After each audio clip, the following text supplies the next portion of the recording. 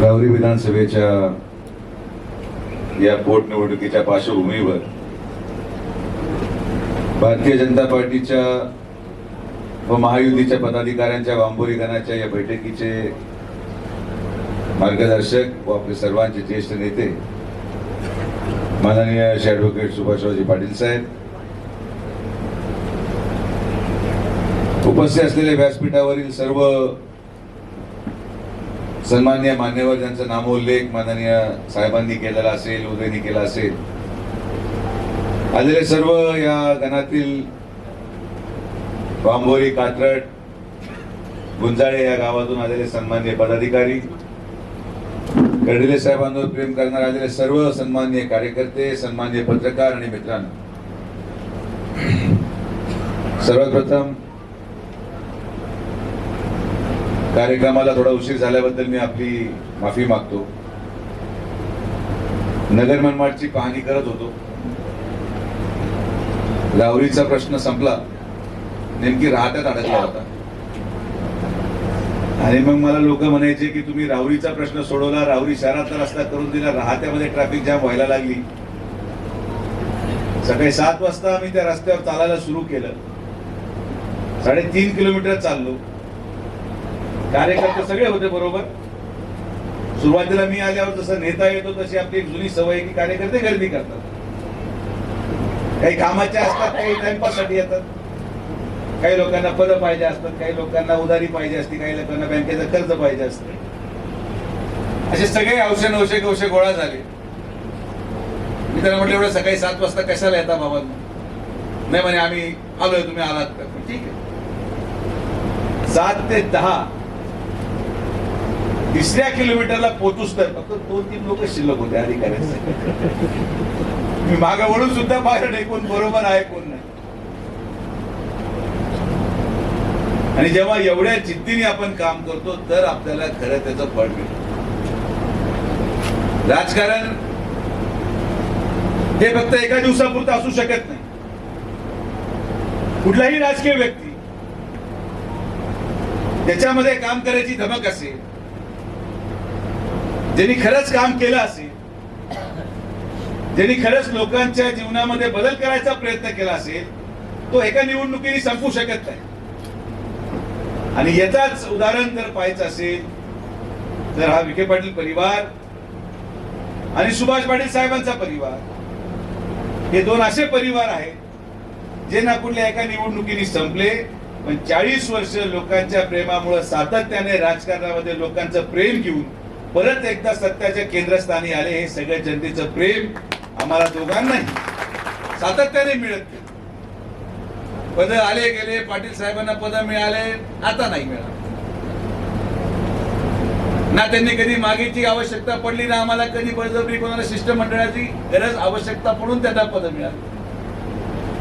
कारण की पाटील साहेबांची प्रतिमा, पाटील साहेबांचं व्यक्तिमत्व हे या राजकीय पटलावर कुठल्याही पदापेक्षा फार मोठं आहे.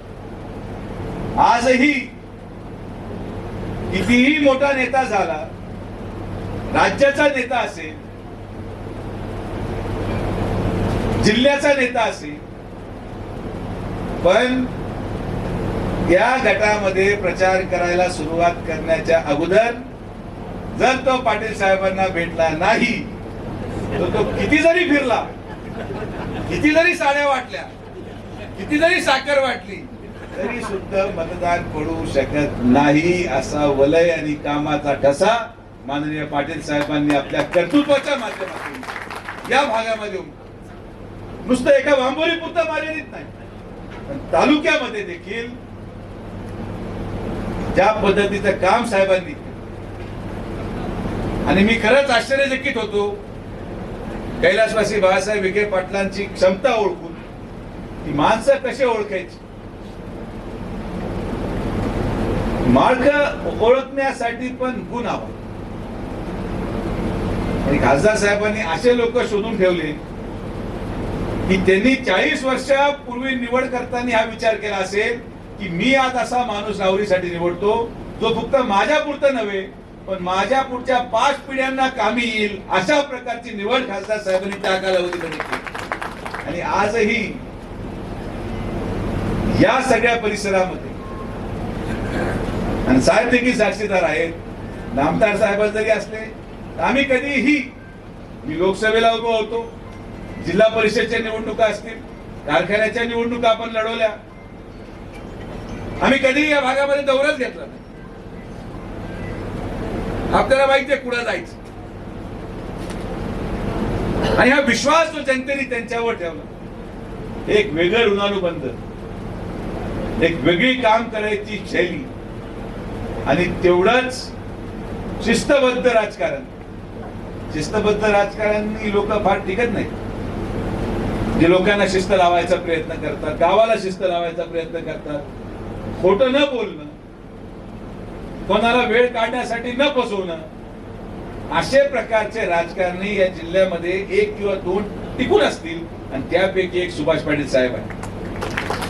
मला वाटत नाही कधी कधी काही खोटं आश्वासन दिलं असं.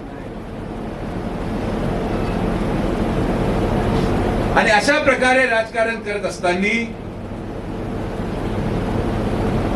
त्यांचं स्थान इतका मोठं आहे आमच्या घरामध्ये की त्यांनी देखील या गोष्टीचा खुलासा तर करणार नाहीत, पण मी सांगतो असा एकही अर्ज नाही तो पाटील साहेबांनी सांगितलं की बांबोरीसाठी हे पाहिजे, आणि आमची कधी हिंमत झाली नाही म्हणायची. बांबोरीचा कागद आला पण तो माझ्यापर्यंत यायची आवश्यकता नाही, तो थेट नियोजनाकडे जातो आणि थेट प्रमास त्यांच्या हातात पोहोचते. एवढं काम आणि एवढं आपल्या कर्तृत्वातून त्यांनी जे कमवलं, आणि हे एक आदर्श आहे नव्या पिढीसाठी, राजकीय लोकांसाठी, की आपल्याला काम कसं करायला. ठीक आहे, संघर्ष प्रचंड पाहावा लागतो, पण या निवडणुकीच्या पार्श्वभूमीवर प्रत्येक विधानसभेमध्ये कुठे जरी गडबड झाली, मग ती लोकसभा असो, कर्डिले साहेबांची विधानसभा असो, एवढ्या 2024च्या लोकसभेमध्ये सगळ्या जिल्हा परिषद गटांमध्ये मी पाठीमागे राहिलो. एकमेव म्हणजे साताराचा आम्हाला घरचाच गट आहे, त्यामुळे मी साताराचा उल्लेखच करत नाही, पण एकमेव जिल्हा परिषद गट जो एवढ्या विपरीत परिस्थितीमध्ये, कांद्यांच्या प्रश्नामध्ये, संविधानाच्या खोट्या प्रचाराला मागे ठेवत, इतर सगळ्या खोटा अफवा मागे ठेवत 3000चं मताधिक्य लोकसभेमध्ये देणारा गट म्हणजे बांबोरी जिल्हा परिषद. म्हणजे हे गुणानुबंध विखे पाटील परिवाराचं, माननीय पाटील साहेबांचं आणि या गटाशी आपलं राहिलं नाही. आणि त्यामुळे मी तुम्हाला खात्री देतो की या गटाचं नेतृत्व कधीही पदापासून वंचित राहणार नाही, हा शब्द तुम्हाला. जेव्हा जेव्हा जशी संधी आपल्याला येत गेली तसं तसं आपण निश्चित संधी देण्याचा प्रयत्नही केला, आणि या गोष्टीचे साक्षीदार असे आहोत की जेव्हा कारखान्याची निवडणूक संपली, अनेक लोक माझ्याकडे आले, कोण चेअरमन होणार, कोण चेअरमन होणार. म्हणतात तुम्ही हा प्रश्न तरी कसं काय विचारू शकता, हा निर्णय खासदार साहेब घेणार, आणि खासदार साहेबांच्या तोंडी दुसरे नाव घेणं शक्यच नव्हतं. ते म्हटले उद्याला करून टाका, परत याच्यावर चर्चा मला नको. कारण की आम्ही देखील वर्षानुवर्ष राजकारण करत असताना कार्यकर्त्यांच्या शोधामध्ये असतो की असा एक तरी कार्यकर्ता मिळावा जो कदाचित पाकिटची वाट न पाहता स्वतः पाकिट घालून प्रचार करेल. आदेश आला नाही आला याची वाट पाहायची बसत नाही. आपल्या घराचा माणूस उभा आहे या भूमिकेतून काम करणारे लोक आज राजकारणामध्ये कमी होत चालले, आणि म्हणून आज या बांबोरी घराच्या बैठकीमध्ये ही निवडणूक खरं तर अनपेक्षित आहे. ही निवडणूक खरं तर आपल्याला कधी स्वप्नात आपण पाहिलं नव्हतं की जी मेहनत आपण मागच्या 1.5 वर्षापूर्वी केली, आपल्याला 1.5 वर्षानंतर परत एकदा निवडणुकीला सामोरे जावं लागेल. पण दुर्दैवाने कर्डिले साहेबांचा अकाली मृत्यू झाला, आणि आज आपल्याला अक्षयसाठी हे करायचं. ही निवडणूक चालू असताना जसं साहेब म्हटले की अनेक लोक उभे आहेत, प्रत्येक जण आपली भूमिका मांडणार. काही लोकांचा व्यक्तिगत वाद आहे म्हणून उभे आहेत, काही लोकांना तालुक्याची अस्मितेसाठी उभं राहायची आवश्यकता झाली तर तेही उभे आहेत. आणि आपल्या आजूबाजूच्या परिसरामध्ये देखील विक्रम पाटील म्हणजे आपल्या शेजारीच ब्राह्मणीमधून एक उमेदवार तुम्हाला आला का भेटायला तुला म्हणतो पाठवून दे.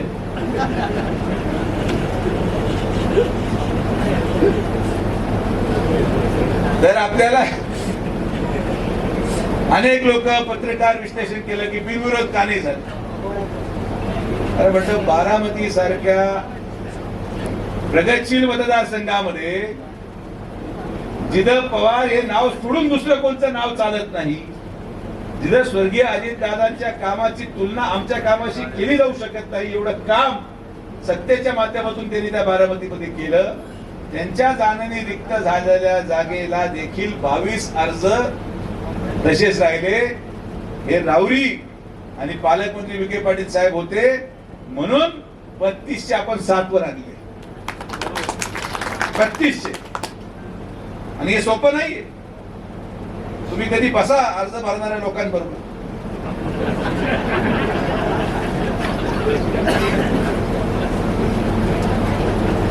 काही लोक तर प्रेमापोटी फक्त कधी कधी ऐकतात, पण आवर्जून जर तुम्हाला कधी वेळ भेटला असाच व लाईट गेली आहे, काही काम नाही, बायकोशी भांडण झालंय, घरात किटकिट चालू झाली, तर एकदा ब्राह्मणीमध्ये हापशेला जाऊन भेटा.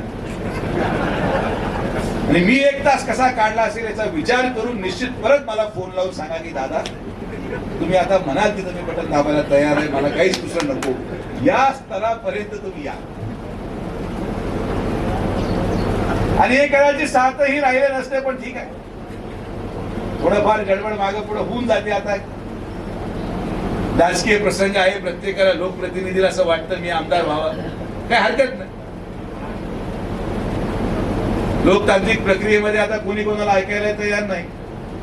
पण आपल्या या गावामध्ये आपलं काय नाव आले अमोल, अमोलच्या वडिलांचं नाव मागे दोंडे. हा, मी माननीय धोंडे साहेबांचे आभार मानतो. कैलासवासी बाळासाहेब विखे पाटलांच्या निवडणुकीपासून ते अर्ज भरत होते. दादा पाटलांच्या विरोधात त्यांनी बरोबर अर्ज भरला, पण माझा त्यांचा फार संपर्क नाही, पण त्यांचा मुलगा माझा मित्र निघाला. आणि ही युवा शक्तीमध्ये ताकद आहे की त्यांनी त्याच्या वडिलांची समजूत काढली. आणि मी धोंडे साहेबांचे एकदा जोरदार टाळ्याने आपण आभार मानले पाहिजे की त्यांनी आपल्या शब्दा खातीर या निवडणुकीमध्ये मागायला. निवडणुकीमध्ये कोण मोठं, कोण चांगलं, कोण छोटं, कोणामध्ये किती क्षमता, हा काय चर्चेचा मुद्दा असू शकत नाही. निवडणुकीमध्ये गाफील राहिलं का कार्यक्रम लागला म्हणून समजायचं. आणि याचं सगळ्यात जिवंत उदाहरण जर तुम्हाला पाहायचं असेल तर तुम्ही संगमनेरला फिरून या. जेव्हा एखादा व्यक्ती हे समजमध्ये येतो की मी पराभूत होऊ शकत नाही, जेव्हा एखादा व्यक्ती या भावनेमध्ये जगतो की मीच राज्याचा मुख्यमंत्री, तर मग सेतूवाला सुद्धा आमदार होऊ शकतो, हे पण लोकांनी करून दाखवलं. त्यामुळं कोणी अपराजित राहत. माझा एक कार्यक्रम फिट केला लोकांनी, काय म्हणतो लोक म्हणजे विखे पाटील पडू शकत नाही. हे तुम्ही बोलू बोलू बोलू बोलू लोकांनी पाडून टाकलं. बरोबर आहे भाऊ. कार्यकर्ते, आणि ही पहिली निवडणूक, आता अनेक वर्षाचा राजकीय आपण संघर्ष पाहिला आणि अनेक राजकारण निवडणुका पाहिल्या, ही पहिली निवडणूक होती ज्याच्यामध्ये कार्यकर्ते प्रामाणिक होते पण जनता ऐकायला तयार नव्हती. नाही तर इतर वेळेस कार्यकर्ते फुटतात, कार्यकर्ते पळू राहिले, मत मागू राहिले, पण लोक मतदान टाकायला कबळ दाबायलाच तयार. आणि मग लोकांनी निवडला या जिल्ह्यामधला हिरा.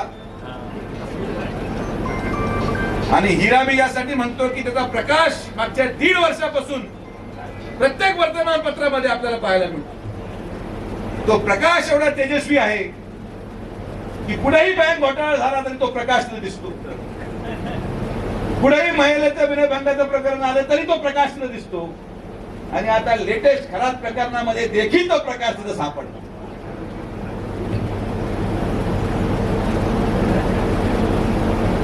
खरंच तुम्ही कसा हा शोधून काढला, मलाही कधी कधी आश्चर्य वाटतं. पण ठीक आहे, काय काळाच्या ओघामध्ये गोष्टी घडतात. माझा पराभव झाला तर मला त्याचं काही वाईट वाटलेलं नाही. कदाचित तुम्ही मला पाडलं नसतं तर मी संगमनेरलाही गेलो नसतो, मी पारनेरलाही गेलो नसतो, मी राहुरीला आलो नसतो, नेवाशालाही गेलो नसतो. मोठं एकदम रिंगण दिंडीला निघालो, फार पूर्ण कार्यक्रम लावूनच घरी परत. शेवटी माझ्यासारख्या एका 45 वर्षाच्या माणसाला हे करणं शक्य झालं आणि मी खरंच यामध्ये माझ्या आजोबांची पुण्याई, माझ्या परिवाराने जे काही केलं असेल लोकांसाठी ते, आणि ज्या ज्येष्ठ नागरिकांना साहेब आपण काटे चष्मे दिले त्यांचे आशीर्वाद होते की 3 महिन्यामध्ये माझी झाल्यानंतर देखील खासदार सुजय विखेपेक्षा माझी खासदार सुजय विखेला जास्त प्रेम मिळालं. हे सगळी पुण्याई लोकांच्या आशीर्वादाची आहे. कारण की काम कधी मरत नाही, काम ही निरंतर प्रक्रिया आहे. आणि आज देखील मी वामोरीमध्ये सांगू इच्छितो, मला आजही पाटील साहेबांनी मांडलेल्या प्रत्येक प्रश्नाची जाण आहे. मला आठवतं आपण क्रिकेट टुर्नामेंटचं उद्घाटन पाटील साहेब तुम्ही घेतलं होतं उद्या, तुम्ही काय मागणी केली की आपल्याला ती ग्रामपंचायतीची जागा आपल्याला काही क्रीडा संकुल करता येतं का? आपण वांबोरीमध्ये या तालुक्याचं क्रीडा संकुलसाठी जॉगिंग ट्रॅक त्या जमिनीवर पाटील साहेब आपल्या माध्यमातून उभारणार आहे. वांबोरी चालीचा प्रश्न टप्पा 1 आता चालूच आहे. समजा टप्पा 1 चं नूतनीकरण आपण केलं, टप्पा 2 ला आता सुरुवात झाली. शासकीय वांबोरी चाली, जी या वांबोरी चाली पाटील साहेबांच्या माध्यमातून पहिली उपसा जलसिंचन योजना होती, शासकीय वांबोरी चाली ती बंद आहे. त्याचं नूतनीकरणाची परिस्थिती आणि प्रस्ताव आपण त्या ठिकाणी दिलेला आहे. ते साधारण 2 महिन्यामध्ये मंजूर करून जुनी शासकीय वांबोरी चाली आपण चालू करून जो भाग सिंचनापासून वंचित आहे तो साधारण 40% ओलिताखाली येईल आणि उर्वरित 60% आपण नव्याने योजनाचा आराखडा बनवून पुढच्या 5 वर्षामध्ये आपला प्रयत्न आहे की जोपर्यंत जलसंपदा मंत्री माननीय नामदार राधाकृष्ण विखे पाटील साहेब आहेत, जोपर्यंत मुख्यमंत्री माननीय देवेंद्र फडणवीस आहेत, या दोघांच्याही नेते मंडळींच्या माध्यमातून 100% क्षेत्र हे सिंचनाखाली आणण्याचं काम पाटील साहेबांच्या आशीर्वादाने आपण या वांबोरीमध्ये तुम्हाला करून दाखवणार. आणि एकदा आपण बोललो तर ते झालं. आपण काय भंपगिरी करत नाही, आपण खोट्या आश्वासनं देत नाही. 40 वर्ष या नगर तालुक्यामध्ये सकाळी येणार 8 आमदार गेले, 3 खासदार गेले, साधी मोटर सुद्धा आली नाही. आणि मी माझी झाल्यानंतर वर्षभर एका चित्तीला पेटलो की माझा शब्द आहे म्हणून तो पडू नये. माननीय मुख्यमंत्र्यांनी पूर्ण ताकदीने, जलसंपदा मंत्र्यांनी पूर्ण ताकदीने 1300 कोटी रुपयाची योजना कॅबिनेटने मंजूर केली आणि आज नगर तालुक्याला पहिल्यांदा एक आस मिळाली. आता जाऊन दुसऱ्याने कोणी तिकडे मतदान मागून दाखवा पण काय रे पडेल का दुसरं पदाला? पाण्यामध्ये असीम ताकद असते. जे काम पाणी करू शकतं ते काहीच करू शकत. पैसा एका बाजूला, आमिष एका बाजूला, बोकड्याचं जेवण एका बाजूला, पण जे मत परिवर्तन पाणी घडू शकतं त्या मतपरिवर्तनाचा काळ आणि त्या मतपरिवर्तनाचा जो प्रवास असतो तो 50 वर्ष टिकतो. आणि म्हणून त्या उद्देशाने आपल्याला आज राजकारण करायचं नाही, पण 50 वर्ष कसं समृद्ध नगर राहील, 50 वर्ष वांबोरीचे लोक मला, आमच्या परिवाराला, पाटील साहेबांना कसं लक्षात ठेवतील, अशा प्रकारचं राजकारणाची आखणी जेव्हा तुम्ही करता तेव्हा खरं विकास होतो. आणि ह्या विकासाला आपण पुढे घेऊन जाणार आहोत. आज राज्यामध्ये असलेलं सरकार, माननीय मुख्यमंत्री देवेंद्र फडणवीस साहेबांच्या नेतृत्वाचं सरकार, हे सरकार तुमच्या हिताचं. व्यक्तिगत दावे, हेवे दावे, वाद विवाद हे सगळं मागे ठेवून या निवडणुकीमध्ये आपण हा निर्णय घेतला की आपल्याला विकासात्मक दृष्टिकोनातून राहुरीला पुढे न्यायचं. आणि जर राहुरी पुढे न्यायची असेल तर आपल्याला सगळ्यांना बरोबर घ्यावं लागेल. एक तर सुजय विखे राहुरी पुढे नेऊ शकत, एकटे पाटील साहेब राहुरी पुढे नेऊ शकत नाही, एकटे कर्डिले साहेब राहुरी पुढे नेऊ शकत नाही. आणि म्हणून आपण एक विचार केला की आपल्याला देखील अनेक वर्षापासून जो संघर्ष या तालुक्यामध्ये राहिला, हा संघर्ष कुठेतरी थांबला तर निश्चित आपल्याला त्याचा फायदा होईल. आणि म्हणून माननीय पालकमंत्री महोदयांनी प्राजक्तला विनंती केली की कर्डिले साहेबांसाठी या निवडणुकीमध्ये तुम्ही थांबा. आणि मला आभार मानायचे तनपुरे परिवाराचे की त्यांनी देखील मनाचा मोठेपणा दाखवत परिस्थितीचे आढावा घेत निवडणुकीला थांबले आणि कुठल्याही प्रकारे त्यांनी आडेवेळे घेतले नाही. त्याबद्दल आप सगळ्यांच्या वतीने, भारतीय जनता पार्टीच्या वतीने, महायुतीच्या वतीने त्यांचे मी मनापासून आभार व्यक्त करतो. आणि जो संघर्ष आज त्यांनी थांबवलेला आहे त्या संघर्षाचा सन्मान ठेवत, त्या त्यागाचा सन्मान ठेवत आपण देखील गाव पातळीवर आपला संघर्ष टाळला पाहिजे. मी म्हणत नाही की निवडणुका यापुढे बिनविरोध होत जातील. गाव पातळीवरच्या ग्रामपंचायतचा संघर्ष राहणारच आहे.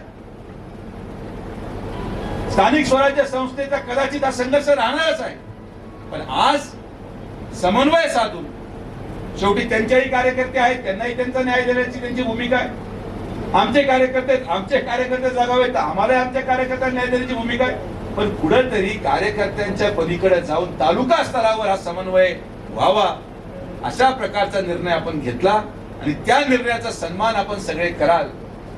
जसं पाटील साहेब म्हटले की याद्या पहा पण वाट पाहू नका. ही निवडणूक जेव्हा प्राजक्तनी माघार घेतली तेव्हा बऱ्याच लोकांना दुःख झालं.